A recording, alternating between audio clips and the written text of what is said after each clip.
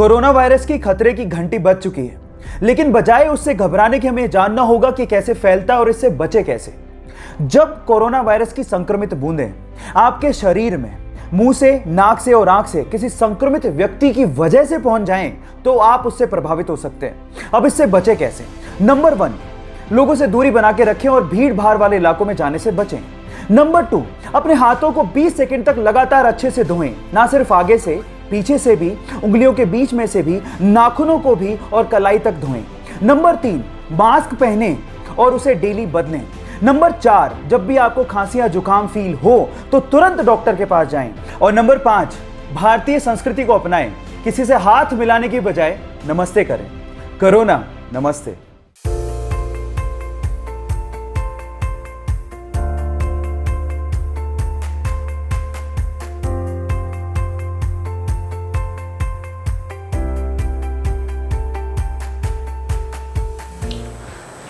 Hey everyone, good afternoon all of you. कैसे हैं आप सब लोग? Welcome back to another session and welcome back to Vedantu NEET मेडी जी चैनल। मेरा नाम है गौरव गुप्ता और मैं हूं आपका फिजिक्स टीचर। कैसे हैं आप सब लोग बच्चे? Hey Deep, hello smart student, hi Alisha, hi Khushboo, hello Tanu, hi Anand, hello Jagmohan. चलिए great to see you all. And बच्चों, आज हम शुरू करने वाले हैं क्लास 12th का sprint. Okay, and class 12th में कौन सा होता है? पहला चैप्टर इलेक्ट्रोस्टैटिक्स। तो आज हम वो करेंगे। और डरो मत, जो 11th का पूछ रहे हैं स्प्रिंट कब होगा, so will be doing alternate day. ठीक है, एक दिन हम 12th का स्प्रिंट करेंगे और अगले दिन हम 11th का स्प्रिंट करेंगे। ऐसे ऑल्टरनेट डेज में दोनों स्प्रिंट चलने वाला है। ठीक है बच्चों, चलिए स्टार्ट करते हैं one of the very beautiful and very important chapter of your physics. Hey Sneha, how are you? Hi Krishna, hello Ashish. चलिए बच्चों स्टार्ट कर लेते हैं। And also we are going to do some very recent questions of electrostatics. जो बताइए कौन से exam में आया था? ऑब्वियसली जेई मेंस में, अभी है ना, लास्ट वीक जो जेई मेंस का एग्जाम हुआ था। Some of the question I will show कि कैसे आए थे। डरो मत, बिल्कुल आसान है, बहुत आसान लेवल है उनका। You don't have to worry about it. Some questions were pretty easy also in JEE Mains. तो यस, वेदांतु नीट जो चैनल है इसको बच्चों सब्सक्राइब कर लीजिएगा। This is your channel. शुरुआत हम करेंगे कुछ फॉर्मूले देख के, है ना, कुछ हम फॉर्मूले देखेंगे बेसिक, और उससे हम देखेंगे कि how can we solve the questions of electrostatics. और फिजिक्स में जो नीट के क्वेश्चंस आते हैं वो ज्यादातर फॉर्मूले बेस्ड ही होते हैं। तो you should know the formula and you should know how to apply them. और जब आप उसको अप्लाई करेंगे आपका आंसर आएगा and you will be enjoying this process a lot. यही होता है फिजिक्स में बेसिकली। चलिए समझते बच्चों क्या क्या फॉर्मूला है हमारे पास। तो सबसे पहले इलेक्ट्रोस्टैटिक्स में the most important formula is this only, है ना। क्या है ये फॉर्मूला? द कूलॉम फोर्स का formula which is K Q1 Q2 divided by R square. तो जब आपके पास दो चार्जेस हैं उनके बीच में फोर्स लगता है, it can be attractive, it can be repulsive also, है ना, वो प्लस एंड माइनस वाली कहानी। अगर दोनों प्लस हैं तो रिपल्शन होगा, दोनों माइनस हैं तो भी रिपल्शन होगा, प्लस और माइनस है तो अट्रैक्शन होगा, है ना। And similar thing we see in gravitation also. ऐसा ही फॉर्मूला वहां पे भी देखने को मिलता है हमें। वेक्टर फॉर्म में यही फॉर्मूला बन जाता है K Q1 Q2 R cap upon R vector का क्यूब। यहां पे क्यूब आएगा, ठीक है, R cap upon R vector का क्यूब, या फिर यहां पे R वेक्टर अपॉन R का स्क्वायर भी आप लिख सकते हैं। तो बेसिकली ये जो यूनिट वेक्टर है ये लिखना आपको आता है ना। तो यूनिट वेक्टर होता है any vector upon mod of the vector. तो जब आप इसको यूनिट वेक्टर लिखेंगे vector upon mod of the vector, तो यहां पे क्यूब आ जाएगा। अदरवाइज आप इसको सिर्फ यूनिट वेक्टर के टर्म में भी ऐसे लिख सकते हैं। ठीक है, अच्छा आगे बढ़ जाते हैं। सुपरपोजिशन प्रिंसिपल, सारे फोर्सेस को ऐड करना होता है वेक्टोरियली, सभी को पता है। इलेक्ट्रिक फील्ड एंड पोटेंशियल, ये इलेक्ट्रिक फील्ड होती है किसी भी चार्ज की KQ अपॉन R स्क्वायर, है ना, और पोटेंशियल होता है KQ अपॉन R। अब डाइपोल पे आ जाते हैं। डाइपोल भी आप सभी ने पढ़ रखा है कि जब एक प्लस Q चार्ज, एक माइनस Q चार्ज एक स्मॉल डिस्टेंस पे रखा होता है तो वहां पे एक डाइपोल मोमेंट आता है बच्चों। डाइपोल मोमेंट का फॉर्मूला होता है Q इंटू डी, जहां पे Q है चार्ज और D है distance between the charges. Electric field due to dipole on the axis, अब ये भी मैंने आपको समझाया था, थैंक यू आकांक्षा, आपको मैंने समझाया था अगर आपके पास एक डाइपोल है minus Q and plus Q charge, उसकी एक्सिस पे इलेक्ट्रिक फील्ड आती है 2kp अपॉन R क्यूब। जबकि उसके परपेंडिकुलर बाइसेक्टर पे इलेक्ट्रिक फील्ड आती है Kp upon r cube, minus Kp upon r cube. ये सारे फॉर्मूला आपको पता होना चाहिए बच्चों। डाइपोल में जो एनर्जी होती है, उस एनर्जी को, पोटेंशियल एनर्जी को, जब वो किसी इलेक्ट्रिक फील्ड में रखा है तो उसको हम कहते हैं minus P dot E. P is the dipole moment, E is the electric field. अभी जल्दी से एमसीक्यू करेंगे, don't worry. Torque on a dipole is given by P cross E. Again P आपका डाइपोल मोमेंट है, ई electric field है, right. Gauss law क्या होता है? E dot D A is Q in upon epsilon not. Q in upon epsilon not को हम flux भी बोल लेते हैं, है ना। E dot D A is the flux. चलिए अब आगे बढ़ जाते हैं। Electric field due two important geometries.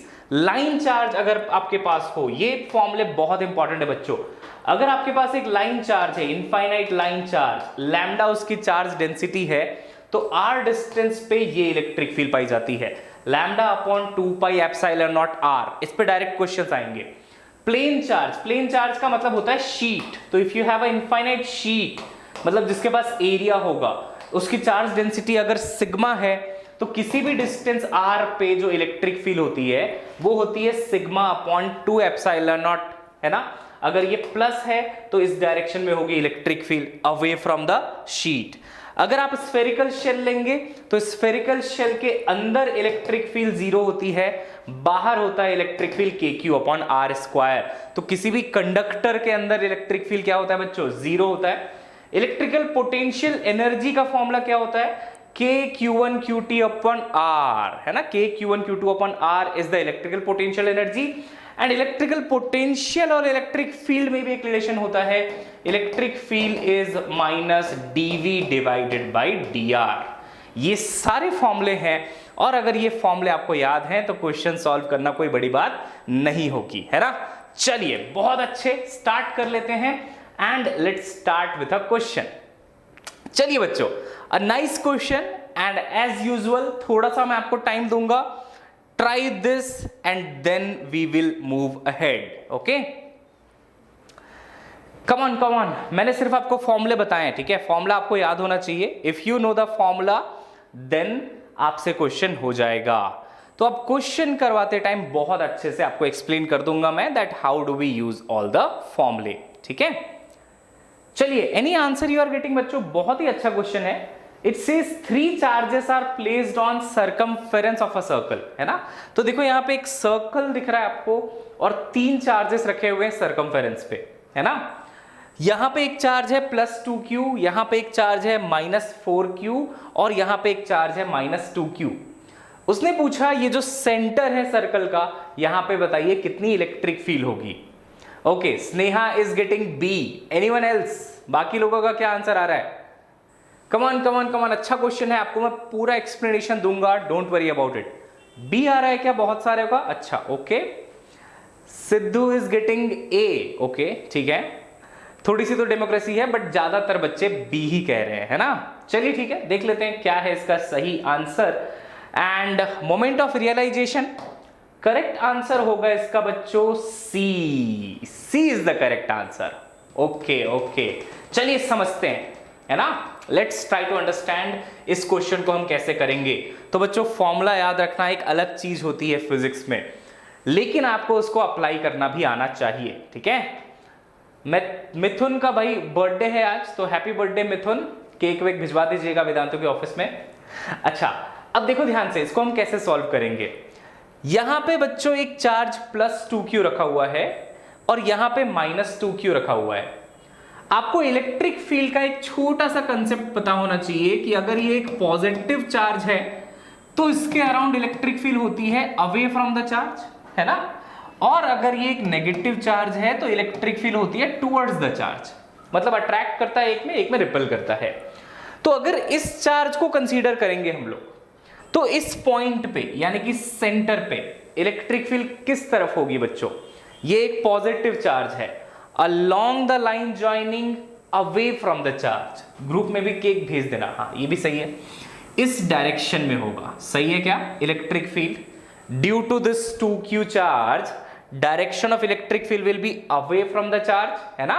ये हो गया इसका चार्ज का इलेक्ट्रिक फील्ड का डायरेक्शन। हाय प्रियंका। अब ये इलेक्ट्रिक फील्ड आखिर है कितनी? इलेक्ट्रिक फील्ड का फॉर्मूला होता है simply KQ upon R square, है ना। ये चार्ज बताइए कितना है, 2q है। तो ये इलेक्ट्रिक फील्ड का जो मैग्नीट्यूड होगा बच्चों वो होगा k into 2q upon r square. R is the distance, radius. समझ में आ रहा है क्या सभी को? सिंपली इसका इलेक्ट्रिक फील्ड लिख दिया, डायरेक्शन ये है और ये हो गया इसका मैग्नीट्यूड। चलिए एक चार्ज का काम हमारा खत्म। अब आ जाते हैं -2q चार्ज पे। अब देखिए बच्चों, -2q चार्ज यानी कि ये एक नेगेटिव चार्ज है। इस पॉइंट पे इसकी वजह से इलेक्ट्रिक फील्ड का डायरेक्शन क्या होगा, ये अट्रैक्ट करेगा। अगर -q चार्ज होता है तो ये अट्रैक्ट करता है, अवे नहीं होता, टुवर्ड्स द चार्ज होता है। तो क्या मैं कह सकता हूं कि इसका डायरेक्शन भी सेम हो जाएगा बच्चों, इसी तरफ हो जाएगा, है ना, ऑब्वियस है। तो ये भी इसी तरफ होगा और इसका भी इसी तरफ होगा, क्योंकि इसने अवे इलेक्ट्रिक फील्ड लगाई, इसने टुवर्ड्स इलेक्ट्रिक फील्ड लगाई, है ना। अब देखो ध्यान से, क्या इसका मैग्नीट्यूड भी इतना ही होगा? देखिए, क्योंकि चार्ज का मैग्नीट्यूड तो 2q ही है और डिस्टेंस भी r है, विच इज रेडियस, है ना। तो अगर मैं नेट इलेक्ट्रिक फील्ड लिखूंगा because of those two charges, 2q की वजह से और -2q की वजह से, नेट इलेक्ट्रिक फील्ड कितनी आएगी, इतना इंटू 2, है ना। क्योंकि देखो डायरेक्शन सेम है, सेम डायरेक्शन में दोनों ने लगाई है इलेक्ट्रिक फील्ड, दोनों का मैग्नीट्यूड भी सेम है, दोनों को जोड़ेंगे तो ट्वाइस हो जाएगा, तो this is the electric field, है ना। ये है कितना बच्चों, 2 से मल्टीप्लाई करने पे कितना आएगा, 4 times kq upon r square. यानी कि इस डायरेक्शन में एक इलेक्ट्रिक फील्ड आ गई which is this much, 4 kq upon r square. सही चल रहा है। अब बात करते हैं ये बचे खुचे चार्ज की। ये बेचारा अकेला बैठा हुआ है, हमारा इंतजार कर रहा है, सर कब आएंगे मेरे पास, है ना। चलो अब इनके पास चलते हैं बच्चों, ठीक है। अब हमने इनसे पूछा बताइए आप नेगेटिव है पॉजिटिव है, इन्होंने बोला मैं तो नेगेटिव हूं, ठीक है। अगर ये नेगेटिव है तो इस पॉइंट पे जो इलेक्ट्रिक फील्ड होगी वो चार्ज की तरफ ही तो होगी, है ना। हाँ बेचारा देखो वेट कर रहा था, चार्ज की तरफ होगी बच्चों इलेक्ट्रिक फील्ड। ये अवे तो इलेक्ट्रिक फील्ड लगाएगा नहीं, नेगेटिव है। और मैग्नीट्यूड कितना होगा इसका, kq अपॉन आर स्क्वायर। अगर बात की जाए चार्ज की तो ये 4 टाइम्स q है, तो इसका मतलब टोटल इलेक्ट्रिक फील्ड होगी k into charge, charge is 4 times q upon distance का स्क्वायर, डिस्टेंस तो अभी भी रेडियस के बराबर ही है, तो आर स्क्वायर। हाँ यहां पे एक चीज समझ में आती है कि ये इलेक्ट्रिक फील्ड भी 4kq अपॉन आर स्क्वायर है और ये वाली इलेक्ट्रिक फील्ड भी 4kq अपॉन आर स्क्वायर है, बट उनके बीच में 60 डिग्री का एंगल है। अब ये सिंपल हो गया वेक्टर का क्वेश्चन, है ना। देखो ये इलेक्ट्रिक फील्ड इस तरफ 4kq अपॉन आर स्क्वायर, ये वाली इलेक्ट्रिक फील्ड इस तरफ again 4kq upon r square, but उनके बीच में एंगल कितना है, 60 डिग्री का। अब इसको करने के अनेक तरीके हैं आप जैसे भी करना चाहें वैसे कर सकते हैं, वेक्टर ही होता है ये।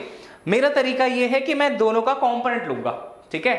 तो इसका बच्चों एक कंपोनेंट इस डायरेक्शन में आएगा, करेक्ट। इसका जो ये कंपोनेंट इस डायरेक्शन में आएगा वो होगा electric field into cos theta, और थीटा है 30, ये वाला थीटा 30 है बच्चों। देखो इसका हॉरिजॉन्टल कंपोनेंट ले रहा हूं मैं, तो जो हॉरिजॉन्टल कंपोनेंट आएगा वो होगा 4kq upon r square into cos 30।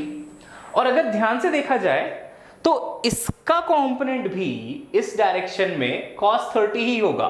देखिए ये भी तो 30 डिग्री एंगल बना रहा है, तो इसका कंपोनेंट भी होगा इनटू cos 30। अब सारे मैग्नीट्यूड सेम है, डायरेक्शन सेम है, तो इनटू 2 कर दो ना, है ना।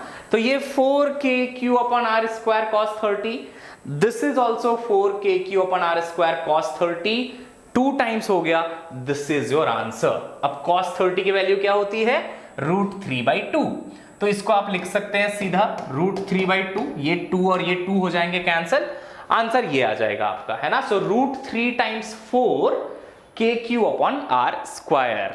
अच्छा क्वेश्चन था, है ना। अब क्वेश्चन कराने के बाद आपको बताऊंगा मैं कि ये क्वेश्चन कहां आया था, नीट मतलब सॉरी जेईई मेंस 2020, ठीक है। This question was asked this year only. आसान क्वेश्चन है बच्चों, बहुत ज्यादा, है ना। तो व्हाट इज द ऑप्शन, कौन सा ऑप्शन मैच कर रहा है आप एक बार देख लीजिए। वैसे यहाँ पे पाई एप्सिलॉन नॉट के फॉर्म में दिया हुआ है, तो आप k जो हमने लिखा है ना उसको 1/4 पाई एप्सिलॉन नॉट भी लिख सकते हैं, ठीक है। तो आ जाएगा हमारा C। एक्सप्लेनेशन ज्यादा अच्छा था, चलिए बहुत अच्छे, धन्यवाद। आगे फोकस करते हैं, है ना। और एक क्वेश्चन लेते हैं बच्चों। अब ये भी देखो काफी अच्छा क्वेश्चन है, ठीक है, वेरी नाइस क्वेश्चन, और एक्सीलेंट एक्सप्लेनेशन दूंगा ताकि आपको बहुत अच्छे से क्वेश्चन की फील आ जाए, ठीक है। बेटा फिजिक्स हर जगह सेम है, ये क्वेश्चन में भी फिजिक्स वही वाली लगनी है जो हमने पढ़ रखी है, कोई अलग दुनिया की फिजिक्स नहीं आ जाएगी, है ना। तो एक बार ट्राई करके देखो, मजा आएगा आपको। इसने बोला यहाँ पे 2 इनफाइनाइट प्लेन शीट्स हैं, तो बच्चों ये एक शीट है यहाँ पे और ये एक शीट है, 2 शीट्स हैं यहाँ पे, है ना। अगर आपको थोड़ा इस क्वेश्चन को फील करना है तो मैं आपकी थोड़ी सी मदद इसमें कर सकता हूं, I can recreate the situation. तो ये ऐसा कुछ है, देखो बच्चों, ये एक शीट कहला सकती है ना, दिस इज अ शीट, ये भी एक शीट कहला सकती है। ये दोनों शीट्स हमने ऐसे रखी हुई है, देखो ऐसे कुछ, गेटिंग माई पॉइंट। तो आपको ये वाला व्यू दिख रहा है, फ्रंट व्यू दिख रहा है, इस शीट का चार्ज डेंसिटी सिग्मा है, इवन इस शीट का चार्ज डेंसिटी भी सिग्मा है, और उनके बीच का एंगल जो है वो 30 डिग्री है। तो ये सिचुएशन हमें गिवन है, ठीक है। अब आप सीधा फॉर्मूला लगाइए, थोड़ा सा हो सकता है आपको वेक्टर में जरा सी मेहनत करनी पड़े, बट वो हमें आता है करना, है ना। चलिए बताइए क्या आंसर आ रहा है, take your time and let me know what is the answer for this बच्चों। और आसान क्वेश्चन है, अपना मोटिवेशन हाई रखिए, क्वेश्चन से बिल्कुल डरने की जरूरत नहीं है, इसको बिल्कुल आंखें से आंखें मिला के सामना करिए इसका। 3.5 months left for NEET, don't worry बच्चों, we are also working hard for you. हम सारा चैप्टर एक बार आपको ऑनलाइन पाठशाला में मैं खुद करा चुका हूं, 11th and 12th बोथ। अब मैं आपको नीट में भी एक एक चैप्टर कराऊंगा, नीट स्प्रिंट में भी, डोंट वरी, है ना। हर टाइप के क्वेश्चन जैसे भी आपके एग्जाम में आ सकते हैं, एक एक क्वेश्चन हम उसको टारगेट करने की कोशिश करेंगे और एक्सप्लेनेशन बहुत सही तरीके से देखेंगे ताकि हमसे वो क्वेश्चंस होने लग जाएं, ठीक है, don't worry. 3.5 months is a lot. आपको पता है इंजीनियरिंग के स्टूडेंट्स कितना पढ़ते हैं एग्जाम के पहले? 2 रातें पढ़ ले तो भी बहुत होता है, कई बच्चे तो 1 रात पढ़ के निकाल लेते हैं। तो आप 3.5 month में तो पता नहीं क्या कर सकते हो, बहुत सारा टाइम है, डोंट वरी। तो हमको बस फॉलो करते रहिए, आप सारे लेक्चर्स देखते रहिए, it will help you a lot. कुछ बच्चे यहाँ पे ए कह रहे हैं, कुछ बच्चे बी कह रहे हैं और कुछ बच्चे सी भी कह रहे हैं। अच्छा, ABC, डेमोक्रेसी आ गई, एग्जैक्टली प्रभात। तो डेमोक्रेसी रिटर्न्स, है ना, #डेमोक्रेसी रिटर्न्स। चलिए देखते हैं बच्चों इसको हम कैसे सॉल्व करेंगे। तो इस क्वेश्चन का जो आंसर है, सबसे पहले मैं आपको बता दूं कि करेक्ट आंसर क्या होगा, है ना। तो करेक्ट आंसर है बच्चों इसका ए इज द करेक्ट आंसर। चलिए, कुछ बच्चों ने सही आंसर दिया था, है ना। अब मुझे नहीं पता वो तुक्का था या आपने सही में इसको सॉल्व किया। देखो इसको हम कैसे सॉल्व करेंगे। अभी थोड़ी देर पहले मैं आपको सारे फॉर्मूले जब रिवाइज करा रहा था तो मैंने आपको बताया था कि जो प्लेन चार्ज होता है, यानी कि इनफाइनाइट शीट, डायग्राम भी बनाया था यहाँ पे, उसकी इलेक्ट्रिक फील्ड होती है σ/2ε0। असल में बच्चों सिर्फ यही यूज करना है हमें, लेकिन थोड़ा सा उसको ढंग से यूज करना है। अब देखो कैसे इस फॉर्मूले को हम यूज करेंगे। σ/2ε0 फॉर्मूला है ना, और वो शीट से अवे की तरफ होता है, यानी कि शीट से बाहर की तरफ होता है अगर वो प्लस चार्ज है तो अगर आपके पास एक ऐसी शीट है तो इसमें जो इलेक्ट्रिक फील्ड होगी वो अवे फ्रॉम द शीट होगी, परपेंडिकुलर डायरेक्शन में, ठीक है, perpendicular to the sheet, away from the sheet. अब देखो ध्यान से सुनना, इसको हम कैसे सॉल्व करेंगे। पहले एक काम करते हैं, नीचे वाली शीट को कंसीडर करते हैं, ठीक है। इसके पास पॉजिटिव चार्ज है, अगर इसके पास पॉजिटिव चार्ज है तो इस पॉइंट पे इलेक्ट्रिक फील्ड इधर जनरेट करेगा वो। क्या ये बात समझ में आ गई, है ना। अगर ये पॉजिटिव चार्ज है आपके पास तो इलेक्ट्रिक फील्ड ऊपर होगी, क्योंकि perpendicular to the sheet and away from the point. Correct बच्चों, ऐसे ही सोच के देखो, if you consider electric field due to this sheet ना, अगर इस शीट का मुझे चाहिए इलेक्ट्रिक फील्ड तो वो कैसे होगा, अगेन इस शीट के परपेंडिकुलर होगा, इस पॉइंट पे इस तरफ, ये देखो। करेक्ट बच्चों, अब सिंपल है, ये इलेक्ट्रिक फील्ड भी σ/2ε0 होगी और ये वाले इलेक्ट्रिक फील्ड भी कितनी होगी, σ/2ε0। मुझे लगा नहीं कि आप लोगों को समझ में आया है। समझ में आया है क्या बच्चों? सिंपल सा पॉइंट है, देखिए एक शीट है, आपको इस पॉइंट पे इलेक्ट्रिक फील्ड चाहिए, तो इलेक्ट्रिक फील्ड परपेंडिकुलर होती है, ऊपर, इसके ऊपर हो जाएगी और इस वाले शीट में इधर हो जाएगी। इज इट क्लियर सभी को, है ना। चलिए, सिर्फ डायरेक्शन समझाया मैंने आपको। अच्छा, फिर से बताऊं एक बार, इसमें है ही क्या ऐसा? देखो देखो देखो, थोड़ा थोड़ा सा आया, थोड़ा और समझाते हैं फिर, है ना। ये एक शीट है क्या आपके पास, देखिए यहां पे एक शीट रखी हुई है ना। किसी भी शीट में इलेक्ट्रिक फील्ड किसी भी पॉइंट पे शीट के परपेंडिकुलर होती है। यार कोई भी शीट लिया आपने, यहां पे अगर एक पॉइंट है तो परपेंडिकुलर डायरेक्शन ऐसे होगा क्या, ये परपेंडिकुलर डायरेक्शन होगा, है ना। तो देखो ये वाला शीट और ये पॉइंट, तो इस पॉइंट पे परपेंडिकुलर डायरेक्शन मतलब इधर, तो ऊपर हो गया, है ना। And away from the sheet, क्योंकि ये पॉजिटिव चार्ज है। और अगर आप ये वाली शीट लेंगे, ये वाली शीट, तो देखो इस तरफ होगा परपेंडिकुलर ऐसे, ठीक है। तो यहां से भी परपेंडिकुलर, ये एंगल 90 डिग्री है, तो इसका इलेक्ट्रिक फील्ड इधर हो गया। इसमें कौन सी बड़ी बात है, सिंपल है ना बहुत। थोड़ा फोकस करिए, अच्छा क्वेश्चन है ये। क्वेश्चन नीट में आ जाएगा तो क्या करेंगे आप, सिर्फ डायरेक्शन ही तो है इसमें, perpendicular to sheet, away from the sheet. अब इसमें क्या चाहिए और, अच्छा अब देखो दो इलेक्ट्रिक फील्ड आ गई हमारी। ये वाली इलेक्ट्रिक फील्ड है सिग्मा बाई 2 एप्सिलॉन नॉट, और ये वाली इलेक्ट्रिक फील्ड भी है सिग्मा बाई 2 एप्सिलॉन नॉट। अब ऑल द अमेजिंग पीपल थोड़ी सी ज्योमेट्री लगाइए, ठीक है, थोड़ी सी ज्योमेट्री लगाएंगे आप। अच्छा शिवांगी तब से परेशान है, आकाश को समझ में आ रहा है कि नहीं आ रहा, ये क्या माच रहा है वैसे। मैं चैट बहुत टाइम से पढ़ रहा हूँ शिवांगी, और आप हमेशा आकाश से पूछ रहे हैं आकाश तुम्हें समझ में आया, आकाश तुम तो अभी आए हो, कैसे समझ में आ गया, आ रहा है उसको समझ में, ठीक है। Let's focus here. अच्छा अब ध्यान से देखिए, थोड़ी सी ज्योमेट्री लगानी है। ज्योमेट्री क्या लगानी है, ये वाला एंगल 30 डिग्री है, गिवन है हमें। अगर आप इस एंगल की बात करेंगे तो ये 90 डिग्री है। तो बताइए बच्चों ये वाला एंगल कितना होगा, क्या 60 डिग्री होगा क्या, है ना। 60 प्लस 30 प्लस 90, देखो 180 आ जाएगा। 180 होता है एंगल ऑफ अ ट्राइंगल, पक्का। देखो ध्यान से, ये वाला एंगल 60 है, ये वाला एंगल 90 है, ये वाला एंगल हो जाएगा आपका 60 डिग्री। इससे मुझे ये समझ में आया कि हॉरिजॉन्टल के साथ में इस इलेक्ट्रिक फील्ड का एंगल 60 डिग्री होगा। देखो एक Z बन रहा है क्या, यहां 60 है तो यहां पे भी 60 होगा। तो सिर्फ एक चीज हमें यहां से समझनी थी कि इस इलेक्ट्रिक फील्ड का डायरेक्शन क्या है, क्योंकि देखिए इसका डायरेक्शन तो मुझे पता है, वो तो ऊपर है, इसका डायरेक्शन मुझे समझना था। अब बच्चों इसका एंगल आ गया हॉरिजॉन्टल के साथ 60। अब ऐसी सिचुएशन में जब आप पहुंच जाते हैं कि आपके पास एंगल पे एक वेक्टर है, तो आपका नेक्स्ट स्टेप क्या होता है, कंपोनेंट लेना। तो लीजिए कंपोनेंट, बहुत आसान है। इस वाले का कंपोनेंट, इस ग्रीन वाले का कंपोनेंट इस डायरेक्शन में बताइए बच्चों कितना होगा, sigma by 2 epsilon not cos theta which is cos 60। क्या समझ में आया। ये देखो ऐसे लग रहा है, ये बेचारा हॉरिजॉन्टल के साथ 60 डिग्री एंगल बना रहा है, तो इसका कंपोनेंट हॉरिजॉन्टल डायरेक्शन में हो जाएगा cos 60, और इसका एक और कंपोनेंट आएगा जो कि नीचे होगा, करेक्ट। एक कंपोनेंट आएगा इसका नीचे की तरफ, और जिसका वैल्यू होगा कितना, sigma by 2 epsilon naught sine 60। ये लीजिए, डन एंड डस्टेड है। अब आपके पास सिर्फ 3 इलेक्ट्रिक फील्ड है, सॉल्व करिए आंसर पाइए। तो देखिए एक इलेक्ट्रिक फील्ड ऊपर, एक इलेक्ट्रिक फील्ड नीचे, और एक इलेक्ट्रिक फील्ड लेफ्ट की तरफ। अब आप सभी को पता होगा ये जो ऊपर वाली डायरेक्शन है उसको हम बोलते हैं y एक्सिस, इस वाली डायरेक्शन को हम बोलते हैं x एक्सिस। ऊपर वाली डायरेक्शन में जो यूनिट वेक्टर होता है वो होता है j कैप, और इस वाली डायरेक्शन में होता है माइनस i कैप। समझ आ रहा है, देखो x डायरेक्शन में होता है i cap, minus x direction में होता है माइनस i कैप, ऊपर होता है j कैप और नीचे होता है माइनस j कैप, है ना। तो ये माइनस j कैप हो गया। अब आपको सॉल्व भी करना है तो सिर्फ वेक्टर के फॉर्म में करना है। सबसे पहले चलिए x डायरेक्शन की बात कर लेते हैं। अगर आप x डायरेक्शन में देखेंगे तो सिर्फ एक इलेक्ट्रिक फील्ड दिखाई देगी, sigma by 2 epsilon not cos theta.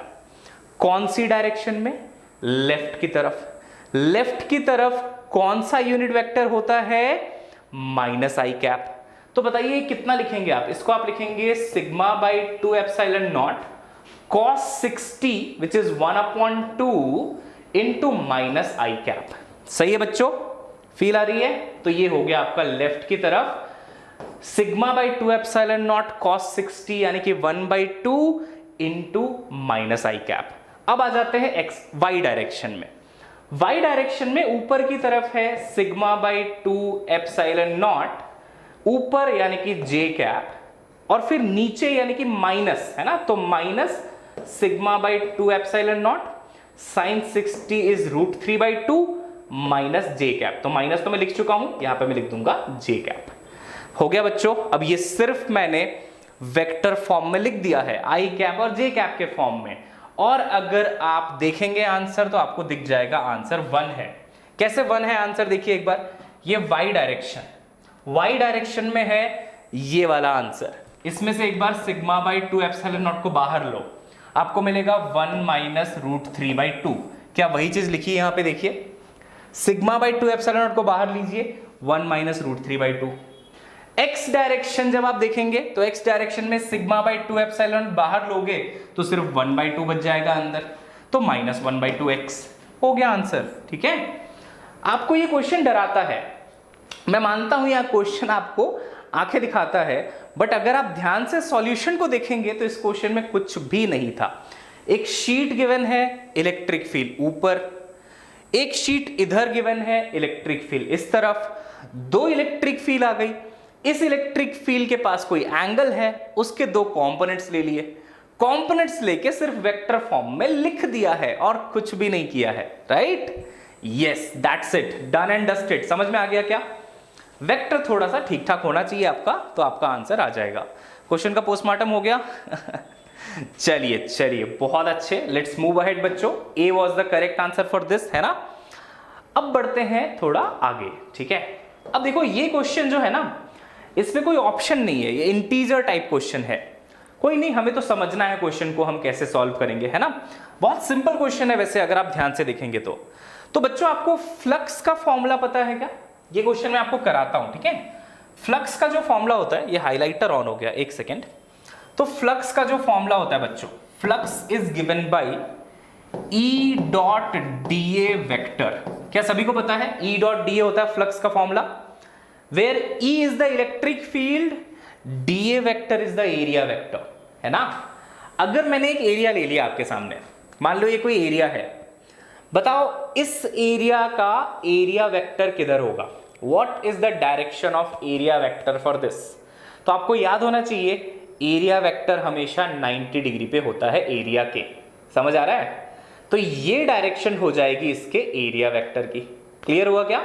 Perpendicular होता है, तो अगर आप एक ऐसा एरिया बना लेंगे, मान लीजिए ऐसा, तो एरिया वेक्टर इसके 90 डिग्री पे होगा। ठीक है, हमेशा 90 डिग्री पे होता है बच्चों। चलिए अब देखिए, मान लीजिए ये इसका एरिया वेक्टर है, 90 डिग्री पे हो गया।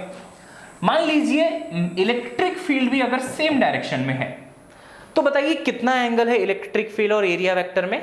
0 डिग्री। और जब ये डॉट प्रोडक्ट होता है बच्चों, तो आप इसको लिखते हैं E D A cos theta. Dot product तो कॉस थीटा होता है।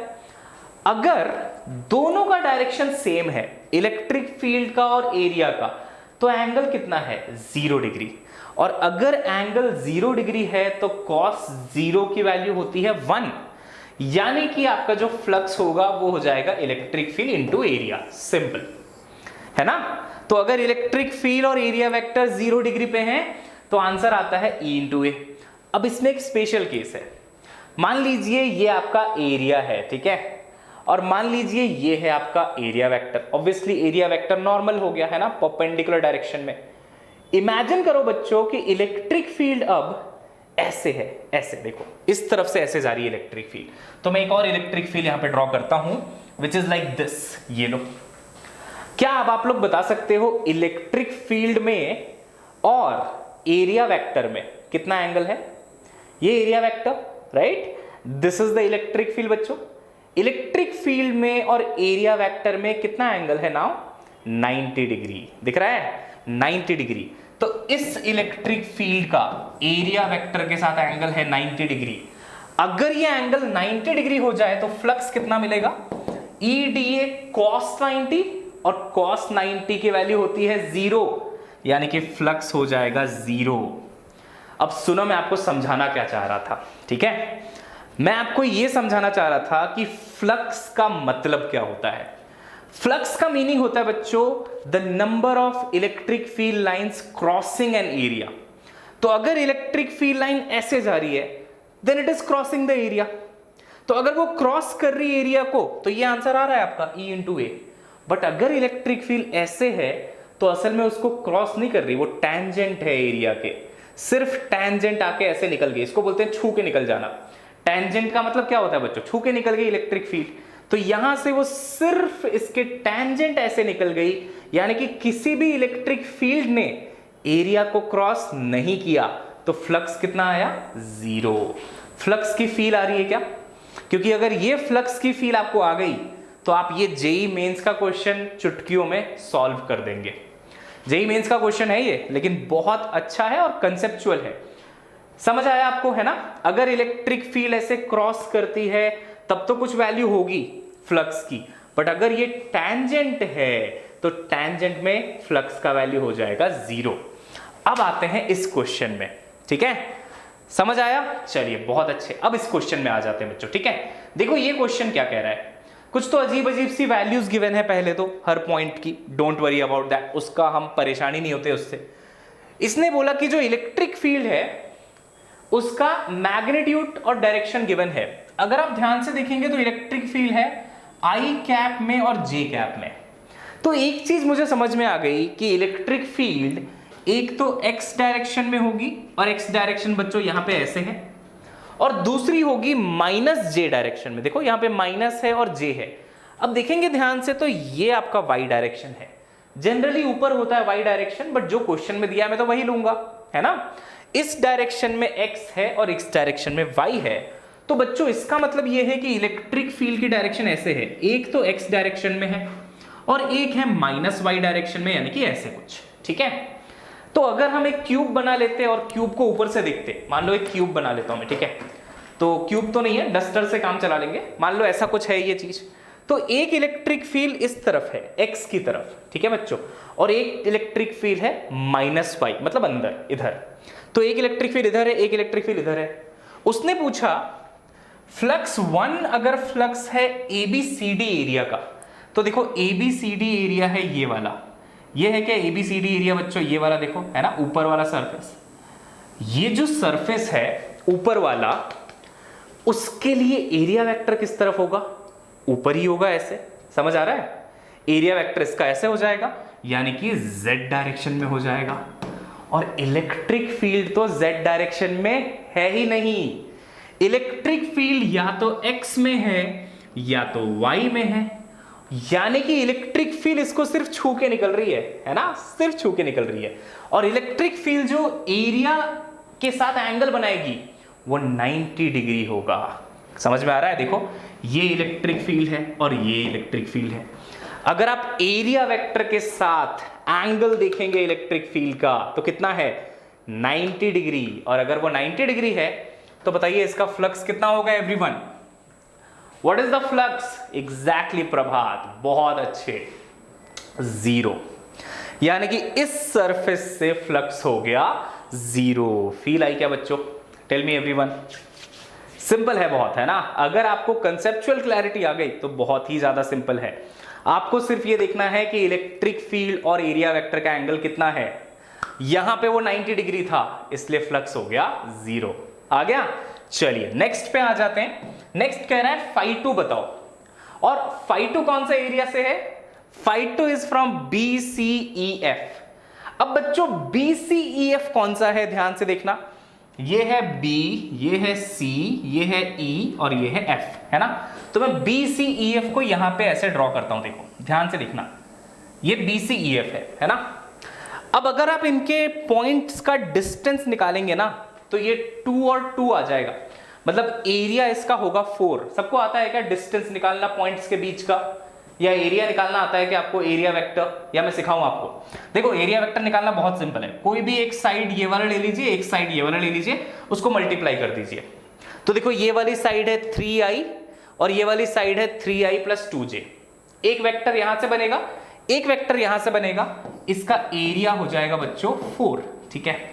अब देखो बहुत सिंपल है। नेक्स्ट स्टेप में, नेक्स्ट स्टेप में आपको क्या करना है? फ्लक्स का सीधा सीधा आप फॉर्मूला लगा दीजिए। फ्लक्स का फॉर्मूला होता है electric field into area vector या फिर डॉट प्रोडक्ट। इलेक्ट्रिक फील्ड का है vector 4xi cap minus y² + 1j cap, और एरिया वेक्टर क्या है बच्चों? 4i cap. एरिया वेक्टर आप यहां से निकालेंगे तो ये 4i कैप आएगा। इन दोनों का सिर्फ और सिर्फ आपको डॉट प्रोडक्ट लेना है। अब देखो यहां पे सिर्फ आई कैप है, जे कैप नहीं है, तो जे कैप वाला मल्टीप्लीकेशन 0 हो जाएगा। आई कैप वाला मल्टीप्लीकेशन जब आप करेंगे तो आएगा 4 इंटू 4x यानी कि 16x। इस सरफेस के लिए x की वैल्यू गिवन है आपको 3, जब आप यहां पे 3 रखेंगे तो आंसर आ जाएगा 48। Simple dot product. अभी तक आपको एक चीज समझ में आई होगी, अगर आपको इलेक्ट्रोस्टैटिक्स के क्वेश्चंस अच्छे से सॉल्व करने हैं तो वेक्टर क्लियर होना चाहिए। ये क्वेश्चन किस चीज पे बेस्ड है? सिर्फ और सिर्फ वेक्टर्स पे, है ना, सिर्फ और सिर्फ वेक्टर्स पे बेस्ड है। इलेक्ट्रिक फील्ड और एरिया वेक्टर का डॉट प्रोडक्ट लेना होता है, दैट्स इट। ठीक है, चलिए बहुत अच्छे। अब देखो ये इतना लंबा क्वेश्चन आपके नीट में नहीं आएगा, आई नो इट, बट जो मैंने आपको कंसेप्ट पढ़ाया है कि अगर इलेक्ट्रिक फील्ड 90 डिग्री पे है तो क्या होगा, और अगर इलेक्ट्रिक फील्ड 0 डिग्री पे है तो क्या होगा, ये आपके लिए एक्सट्रीमली इंपॉर्टेंट है। ये क्वेश्चन देख के तो मैं सिर्फ आपको बताना चाहता था कि कैसे क्वेश्चन जेईई में आए थे, है ना। नीट का इतना हार्ड क्वेश्चन नहीं आएगा, बट क्या कंसेप्ट आ सकता है वो मैं आपको बता दिया ऑलरेडी। ठीक है, वैसे इतना मुश्किल भी नहीं है, एग्जैक्टली हर्षदा। चलिए आगे बढ़ जाते हैं। अब कुछ प्रीवियस ईयर क्वेश्चंस नीट के, ठीक है, ये क्वेश्चन ट्राई करिए, ये नीट में आया हुआ क्वेश्चन है पहले का। Okay, what is the flux through a cube of side A if a point charge q is at one of its corner? Conceptual understanding बहुत awesome, exactly that is needed for us, है ना।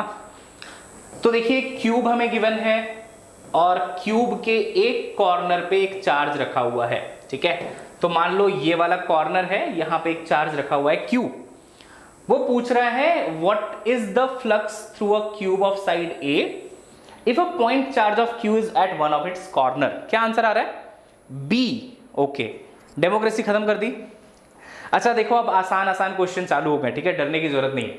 Now I am going to do some easy questions and previous NEET वाले questions. क्या answer आ रहा है इसका?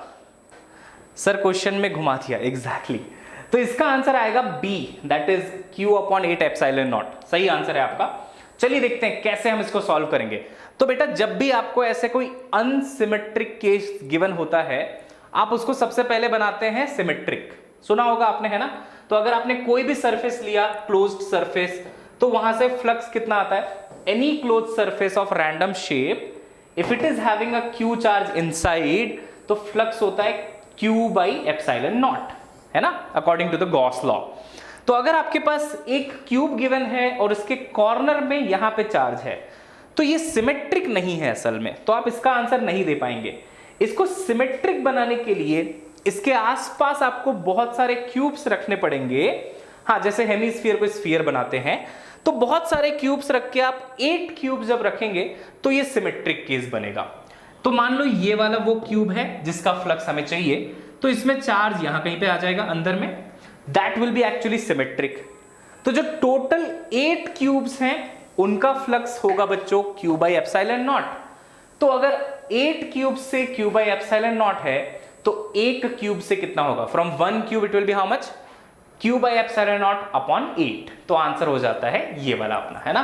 अब ये थोड़ा नीट टाइप का क्वेश्चन था, क्योंकि नीट में थोड़ा टाइम कम होता है, तो जो प्रीवियस क्वेश्चन हमने किया वो इतना आसानी से नहीं पूछ सकते हैं वो, बट मैंने आपको क्यों कराया ये वाला क्वेश्चन, ये खतरनाक वाला क्वेश्चन, कंसेप्चुअल क्लैरिटी के लिए, है ना। चलिए बहुत अच्छे, आगे बढ़ जाते हैं। नेक्स्ट क्वेश्चन है ये वाला, ये भी बिल्कुल नीट टाइप का क्वेश्चन है बच्चों, ट्राई करो इसे। अब थोड़ा आपको ठीक लग रहा होगा, है ना, अब लग रहा होगा कि अब हम नीट की क्लास में बैठे हैं। बीच में तो फील आ रही थी जे एडवांस की क्लास में पहुंच गए हैं, ऐसा कुछ है क्या बच्चों? चलो चलो चलो ट्राई करो इसे। एंड लिटरली बच्चों अगर आपको बहुत अच्छा रैंक लाना है ना नीट में, तो कुछ क्वेश्चंस आपको जेईई के भी ट्राई करने चाहिए, है ना। इसको पॉजिटिवली लिया करो, ठीक है। डोंट फील कि सर बहुत डिफिकल्ट क्वेश्चन करा रहे हो आप। कुछ क्वेश्चंस आप अगर करोगे जेईई वाले तो आपको मजा आएगा, बिल्कुल फील आएगी। क्या आंसर है इसका बताइए? ओके, तो काफी सारे बच्चे कह रहे हैं ए, ओके, कुछ बच्चे कह रहे हैं बी, ए और बी। हैप्पी सर, अब सुकून मिला, चलो अच्छा है। आज धमाके वाले क्वेश्चन है, एग्जैक्टली। चलिए अब वैसे आसान है, डोंट वरी। चलो बहुत सिंपल है बच्चों, बहुत सारे बच्चे ए कह रहे हैं, आई होप कि ए सही होना चाहिए, है ना। ए सही है इसका आंसर, यस गुड। चलिए सॉल्यूशन देखते हैं। तो इसका एक सिंपल सा इक्वेशन है जो मैंने आपको अभी थोड़ी देर पहले बताया भी था। Electric field is given by minus DV divided by DX. अगर कांस्टेंट इलेक्ट्रिक फील्ड होती है ना तो यही इक्वेशन बन जाता है V is equal to E into D. इसको हम याद रखते हैं वेदांतु के फर्स्ट 3 लेटर्स से, है ना। वेद देखो V is equal to E into D, या फिर अगर आप E लिखेंगे तो V अपॉन डी, है ना। वेदांतु से याद कर लो, देखो वेदांतु यहां पे भी काम आ रहा है आपको। अब V बाई डी को डिफरेंशियल फॉर्म में ऐसे लिखना पड़ता है minus DV divided by DX, ठीक है। अच्छा, डीवी बाई डीएक्स का मतलब क्या है? अगर मुझे V गिवन है तो इसको x के रिस्पेक्ट में डिफरेंशिएट करना पड़ेगा। कर दो डिफरेंशिएट, हो जाएगा आंसर, है ना। तो देखिए electric field will B minus of dv by dx, differentiation of 4x square will be 8x। तो यहां पे आपको मिल गया 8x, करेक्ट। अब कुछ भी नहीं है, इलेक्ट्रिक फील्ड आपको मिल गया है माइनस 8 टाइम्स x, और उन्होंने एक पॉइंट का कोऑर्डिनेट दिया है x, y, z। इसमें से आप x, y, z उठा के यहाँ पे रख दीजिए। यहाँ पे y और z है ही नहीं तो प्रॉब्लम लेने की जरूरत नहीं है, सिर्फ x है तो x के जगह में हम कितना रखेंगे 1 according to the given condition, ठीक है। तो आंसर क्या आ जाएगा -8 एंड -8 x डायरेक्शन में, यानी कि नेगेटिव डायरेक्शन में 8, ठीक है। पहले भी ऑनलाइन पाठशाला बताया था, हाँ ये फॉर्मूला बिल्कुल बताया था आपको मैंने ऑनलाइन पाठशाला में, है ना। So those who have taken the course of online पाठशाला, आपको बहुत ज्यादा हेल्प मिलने वाली है। प्रैक्टिस करते रहो बस, बहुत सारी, है ना, आपका अच्छा रैंक आ जाएगा नीट में। चलिए now this question, electric dipole. Try करो, आसान है, अगेन आसान क्वेश्चन। तो an electric dipole of moment p vector is lying along a uniform electric field E vector. The work done in rotating the dipole by 90 degree is how much?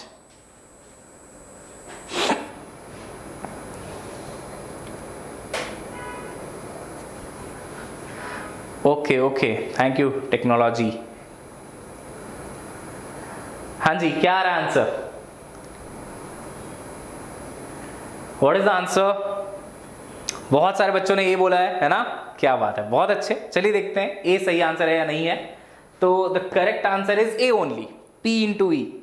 अब ये भी बहुत आसान था। तो electric dipole moment P vector है, is lying along uniform electric field E, work done in rotating by 90 degree. तो देखो जब ये इलेक्ट्रिक डाइपोल मान लो ऐसे रखा हुआ है और मान लो यही इलेक्ट्रिक फील्ड की डायरेक्शन है, इनिशियल एंगल आप बोलेंगे 0 डिग्री है। और अभी अभी आपको बताया था एनर्जी का फॉर्मूला होता है -P.E, यानी कि -PE cos थीटा, है ना। अब अगर 0 डिग्री एंगल है तो cos 0 हो जाएगा, cos 0 की वैल्यू होती है 1, तो आंसर विल बी -PE। लेकिन ये आंसर फाइनल नहीं है, अभी ये आंसर आया है इनिशियल सिचुएशन का, जब 0 डिग्री पे है। फाइनली उनके बीच का एंगल हो जाता है 90 डिग्री, जब डाइपोल को आप 90 से रोटेट कर देते हैं। अगर आप डाइपोल को 90 से रोटेट करेंगे तो पोटेंशियल एनर्जी कितनी आ जाएगी, -PE cos थीटा, cos 90 0, तो इस बार एनर्जी आ जाएगी 0। अब आप final energy minus initial energy करिए, तो 0 माइनस PE, तो आपको मिल जाएगा वर्क डन, और वर्क डन हो जाएगा P इंटू E, ठीक है। आसान था या नहीं था? बहुत आसान था, है ना। चलिए बच्चों, let's move ahead, next question कर लेते हैं। बाकी आप लोग बहुत अच्छा कर रहे हो इन सच क्वेश्चंस। एक ये भी अच्छा सा क्वेश्चन है, ये ट्राई कर लो एक बार, कम ऑन। एंड बच्चों yes, we wish you very best of luck. अभी तो हमने शुरू किया है नीट स्प्रिंट को, अभी हमने सिर्फ इलेक्ट्रोस्टैटिक्स से स्टार्ट करा है, एंड वेरी सून हम पूरा नीट स्प्रिंट खत्म कर लेंगे। मुझे बस आप लोगों से ये जानना था कि 1 शॉट वीडियोस आपको चाहिए, है ना, कुछ चैप्टर्स के, like electromagnetic waves and all. तो यस, अपार्ट फ्रॉम दैट और कौन कौन सा चैप्टर चाहिए आप लोग अगर मुझे कमेंट बॉक्स में बता देंगे आफ्टर दिस वीडियो, तो it will be very helpful for us, ठीक है। और वैसे इलेक्ट्रोमैग्नेटिक वेव्स का 1 शॉट बहुत जल्दी आने वाला है। चलिए बताइए क्या आंसर आ रहा है इसका। Okay, Khushboo is saying A, sorry Akanksha is saying A, Prerna is saying A. Okay, बहुत सारे बच्चे ए कह रहे हैं। थर्मोडायनेमिक्स मैंने शुरू किया है in the NEET sprint, okay, वो भी बिल्कुल 1 शॉट के जैसा ही होता है वैसे। ओके चलिए, तो ए बोल रहे बहुत सारे बच्चे, है ना। चलो चेक करते हैं, is A correct answer? B correct answer है बच्चों इसका। ओके, मैं समझ गया आप लोगों ने क्या मिस्टेक करी है ना। देखो सबसे पहले तो बहुत सिंपल है ये क्वेश्चन। करना क्या था इसमें आपको, intensity of electric field required to keep a water droplet just suspended in air. तो जस्ट सस्पेंडेड इन एयर, तो आपको इलेक्ट्रिक फील्ड लगानी है। अगर आपके पास एक वाटर ड्रॉपलेट है, m इंटू जी फोर्स की वजह से वो नीचे जाना चाहेगा, है ना, ये mg फोर्स है जो नीचे की तरफ लग रही है। अगर आप इसको फ्लोटेड रखना है, जस्ट इस पोजीशन पे रखना है, तो ऊपर की तरफ भी एक फोर्स होना चाहिए। अब जाहिर सी बात है यहां पे mg के अलावा दूसरा फोर्स हो सकता है इलेक्ट्रोस्टैटिक फोर्स। तो इलेक्ट्रोस्टैटिक फोर्स होना चाहिए बच्चों Q इंटू ई, है ना। तो हमारे लिए कंडीशन ये होगी कि QE should be equal to mg। Now how do I find out mg, यानी कि वेट। अगर मुझे सिर्फ रेडियस गिवन है तो मैं वेट कैसे निकालूंगा इसका? सिंपल है, मास को आप लिख सकते हैं डेंसिटी इंटू वॉल्यूम इंटू जी, ये वेट हो गया। और डेंसिटी को आप लिख सकते हैं, इसको स्फेरिकल कंसीडर करके, लाइक वॉल्यूम को लिख सकते हैं 4/3 पाई आर क्यूब इंटू जी। तो ये बच्चों आ जाएगा वेट। सिंपल है ना, यहां से वेट आ जाएगा। अब यहां पे चार्ज क्या होगा इसका? ये वाटर ड्रॉपलेट है just suspended when charged with 1 electron. तो एक इलेक्ट्रॉन का चार्ज आपको पता होता है 1.6 इंटू 10⁻⁻19, ये चार्ज हो गया। सिर्फ इलेक्ट्रिक फील्ड निकालनी थी। जब आप सॉल्व करेंगे तो ये आ जाएगा इसका आंसर। आपने क्या मिस्टेक किया? वोल्ट पर सेंटीमीटर लिखा। अच्छा, एक्चुअली इलेक्ट्रिक फील्ड होता है लाइक V होता है E इंटू डी, तो electric field will B V upon D. तो बेटा SI यूनिट में ये होगा वोल्ट अपॉन मीटर। तो ये इसलिए गलत हुआ आपका क्योंकि आपने वोल्ट पर सेंटीमीटर को चूज कर लिया। तो करेक्ट SI यूनिट ये है न्यूटन पर कूलॉम्ब, क्योंकि फोर्स को ऐसा लिखते हैं ना Q इंटू इलेक्ट्रिक फील्ड। तो electric field is force upon charge, force is Newton, Q is coulomb, तो न्यूटन पर कूलॉम्ब। Got it? चलो बच्चों फाइनली ओके गर्गी, हाँ गलत ज्यादा हो गए, कोई नहीं, प्रैक्टिस अच्छे से कर लो, तभी तो नीट स्प्रिंट कर रहे हैं ना, so that we can improve in our concepts as well as numericals. चलिए बच्चों मिलते हैं नेक्स्ट क्लास में। लाइक कर दीजिएगा video if you liked it, also subscribe to the channel. So this is Gaurav Gupta signing off. हम मिलते हैं नेक्स्ट क्लास में बहुत जल्द। Bye bye everyone.